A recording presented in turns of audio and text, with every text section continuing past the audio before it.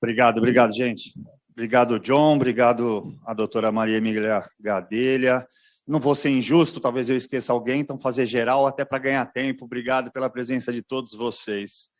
Eu vou matar vocês de inveja, eu passei um final de semana com a doutora Maria Emília Gadelha. Com ela e com a Samires, mas não é o que vocês estão pensando. A gente causou em São José do Rio Preto. Eu não vou nem falar de jurídico, é verdade. Tem advogados aqui muito melhores que eu não vou gastar o tempo de vocês falando de juridiquês, né? Para mim, nunca foi obrigatório. Vide a Lei 13.979, que não existe mais, no parágrafo 2º, senão em virtude de lei. Não teve lei no Brasil em nenhum estado, e com exceção de um município de São Paulo, Araraquara, que eu estou movimentando as coisas para ir para lá. Em breve tem uma reunião com o pessoal do PTB de lá para a gente movimentar e fazer uma ação contra o prefeito Edinho. Valeu, gente. Esse é um canalha sem tamanho. Bom, tudo que vocês falaram aqui, né, com todo respeito, eu entendo como ativismo, né? O ativismo judicial, infelizmente, nos trouxe aqui. Os super-heróis têm o multiverso e nós temos o direito ao verso. Está tudo ao contrário. Não precisa mais de lei. Se em 1935 precisou de lei lá na Alemanha para dizer que a ciência não valia mais nada, no Brasil não precisou de lei, bastou decreto de prefeitinho. E isso a gente está lutando contra. Nós estivemos lá em São José, como eu disse, e eu fui proibido, antes delas, eu fui proibido de tomar café porque eu não usava a calcinha fedida na cara. E aí eu fiquei indignado quando a doutora desceu. Não, mas nós vamos para cima, é agora. E aí, né, duas vontades juntas assim, ou dá merda, com perdão da expressão do meu francês, ou vai dar tudo certo. E, para nossa sorte, deu tudo certo, porque o prefeito foi acionado e, na terça-feira, ele revogou aquele decreto e flexibilizou o uso de máscaras para a cidade de São José do Rio Preto. Bom, como saber que a gente está do lado certo? É claro que é uma pergunta retórica, mas além disso que aconteceu lá em São José, é quando a gente chega exaurido de ontem, que eu fui até o centro da cidade, tive que brigar quase que literalmente com um motorista de ônibus para explicar que ele não deveria me exigir o uso da máscara, de novo a máscara, porque não tem lei, porque o decreto não tem validade, porque acabou a SPIN. Tive que chamar a polícia, né? Porque quando ele falou, vou chamar a polícia, eu falei, ótimo, você não vai chamar, sou eu que vou chamar. Chamamos a polícia e aí o sargento auxiliou a entender que ele não pode fazer essa exigência. Artigo 146 do Código Penal, minha gente, constrangimento ilegal. E aí, já exaurido, eu chego em casa à noite e recebo um e-mail de um seguidor meu, do meu canal no YouTube, e ele fala para mim assim, parabéns, doutor, olha, eu mandei confeccionar cartões com o que o senhor nos explicou juridicamente para as pessoas terem e apresentar para motoristas de ônibus, para fiscais do metrô, para qualquer estabelecimento comercial que exija o uso dessa maldita máscara. Então, isso me deixou muito feliz. Como a doutora Luciana falou aqui, a responsabilidade sempre foi dos pais, gente. Sempre foi dos pais. Mas alguns, como a Karina Michelin falou agora, alguns abriram mão disso e quiseram a vacina. Lutaram por ela, pediram por ela, e eu vou pedir licença a vocês, eu vou falar muito rapidamente, eu não quero me dar ares de arrogância, muito ao contrário. Tudo que a gente faz é por liberdade, sempre foi, é por isso que eu estou lutando, já há 2 anos. E eu tive o meu canal banido, porque eu reproduzi, com a ajuda de um amigo, o Ivan Lourenção, que está ali atrás, ele traduziu o discurso do Robert Malone. Eu não sou ninguém perto do Robert Malone, evidentemente, mas eu me inspirei nele para fazer um texto mais ou menos da mesma maneira para vocês aqui. Então, não vou ficar falando de juridiquês. Mas eu vou ler rapidamente também, 2 trechos pequenos. Um é de Etienne de la Boëtie. Ele foi um advogado francês, ele viveu só 32 anos, lá em 1530. Vejam que a humanidade não evoluiu. Para mim, a humanidade involuiu. E está aqui no texto dele, um pedacinho que eu extraí do livro que eu li recentemente. Chama Discurso da Servidão Voluntária. Os médicos aconselham a não curar as feridas. E talvez eu haja de forma errada ao querer exortar um povo que parece ter perdido há muito tempo todo o conhecimento desse mal, o suficiente para mostrar o quão mortal é essa doença. Vamos tentar entender, se possível, como esse desejo obstinado de servir enraizou-se tão profundamente que alguém poderia pensar que o próprio amor à liberdade é algo pouco natural. Vou ler um outro pedaço de um texto. Estou lendo a autobiografia de Frederick Douglass. Frederick Douglass foi um ex-escravo, foi conselheiro de ninguém mais, ninguém menos que Abraham Lincoln. E ele conta num trecho daqui que, mais ou menos equiparado à síndrome de Estocolmo, né? Acho que muitos de vocês devem conhecer, é fácil entender. É quando você ganha um apreço pelo seu algoz, né? Por aquele que te sequestra ou te mantém em cativeiro. Os negros também passavam por isso.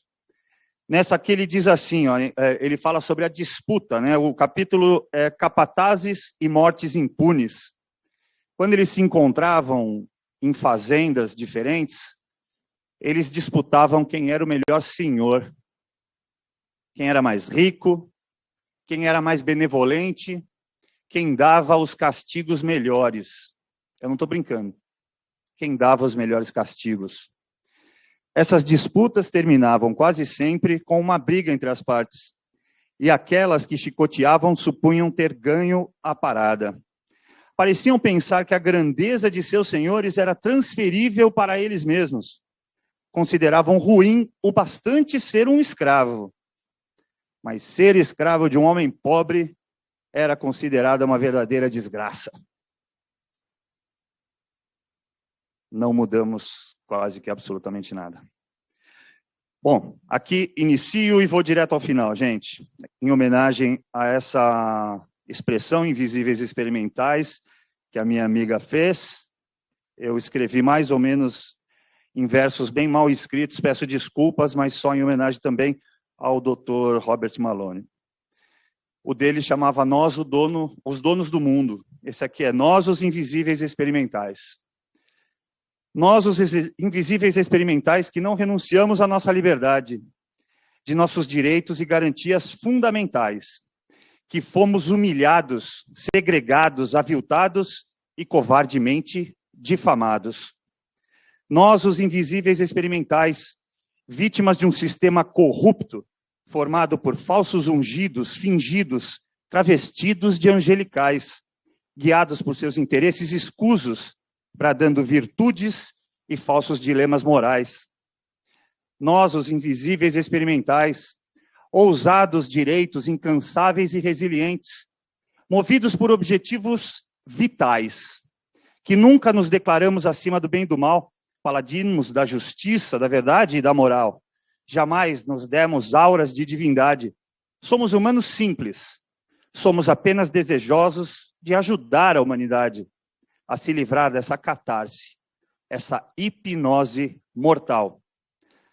Não foi preciso arma, exército ou força bruta. A população mundial se entregou como forma de virtude e boa conduta, uma servidão voluntária. Nós, os invisíveis experimentais, unimos a mais improvável das duplas profissionais, advogados pela liberdade e médicos pela vida, para lutar dia após dia sem tibieza, sem chance de descanso ou demonstração de fraqueza, ainda que nenhuma entidade de classe nos apoiasse, ainda que timidamente elas se levantassem, promovessem a nossa defesa, ainda assim, a despeito disso, enfrentamos tudo em nome da vida e da liberdade, contra toda forma de vilania, toda forma tirânica de autoridade. Por estes motivos, outra vez, achincalhados, perseguidos e tratados como loucos. Nós, os invisíveis experimentais, ainda que se diga o contrário, sempre tivemos muito a perder, familiares, amigos e carreiras a proteger. Entretanto, sempre tivemos a mais indubitável, nobre, lídima e augusta certeza de que não nos importaríamos com dinheiro, trabalho, emprego, desde que a vida daqueles que amamos e a nossa própria pudesse ser preservada. Nós, os invisíveis experimentais, que tantas vezes sofremos calados, acabrunhados, brandindo o dente, silenciosamente, sentindo apertar no peito a dor da amargura apertada, na mais absoluta solidão, lutando uma luta injusta, de forma resoluta, mesmo que por tantas vezes, já quase sem forças para continuar, certamente pensamos em desistir. Pensei inúmeras vezes. Nós, os invisíveis experimentais, não nos demos o direito de desistir. Lutamos essa luta injusta, como eu disse, impoluta, impopular, contra formas e seres bestiais que insistiram em seu objetivo de nos oprimir. Resistimos e, finalmente, hoje estamos juntos, aqui. Nós, os invisíveis experimentais, que fomos vitimados pelo sistema e sua pressão, enfrentamos o vilipêndio da liberdade de expressão e, a despeito disso, não aceitamos ser vitimados. Provamos pela resistência, pela insistência, pelo enfrentamento e, muitas vezes, pela desobediência, que nunca fomos nós que estivemos errados. Nós, os invisíveis experimentais, que o sistema buscou vitimar, nunca desistimos de lutar, sempre estivemos armados com as espadas da justiça e da verdade, contra a qual, até o momento, eles não encontraram nenhum escudo, porque suas posições, ordens, restrições nunca estiveram embasadas em nenhum estudo. Nós, os invisíveis experimentais, que mesmo desconhecidos uns dos outros, estivemos unidos nessa trincheira, fizemos desta a nossa batalha espiritual, verdadeira guerra entre o bem e o mal, guerra inglória, cruel, desigual, que o nosso inimigo contou com a mídia em barreira, guarnecida de especialistas sem nenhuma especialidade, e agências checadoras sem qualquer ideia do que seja moralidade. Nós, os invisíveis experimentais, que sofremos com assassinato de reputações, que fomos vítimas sem nenhuma prova de inúmeras acusações, fomos cancelados e tarjados com tela preta. Quiseram nos pôr camisa de força, porque, segundo eles, somos teóricos de inúmeras e inenarráveis conspirações. Pois bem, nós, os invisíveis experimentais, como se vê, temos provas incontestáveis de todos os seus crimes inconfessáveis, que é certo e irrefutável. Essa gente insana, doente, demente, diabólica, indiscutivelmente cometeu crime contra a humanidade. Quantas vidas ceifadas, outras tantas encurtadas, quantos sonhos despedaçados. Quanto mais será preciso até que se possa, enfim, enxergar a mão da justiça pesar sobre a cabeça dessas bestas. Como diria Sócrates, para finalizar, não sei. Só sei que nada sei, e saber disso me faz saber que sei o suficiente para não me perder. Estamos em vantagem. Somos poucos, mas fomos testemunhas oculares da história. Presenciamos esse cometimento de crimes. Guardamos em lugar correto na memória. E no momento certo, seremos capazes de colocá-los, quem sabe, em jaulas, atrás das grades, de onde jamais sairão. Boa tarde, obrigado a todos. Obrigado, doutor.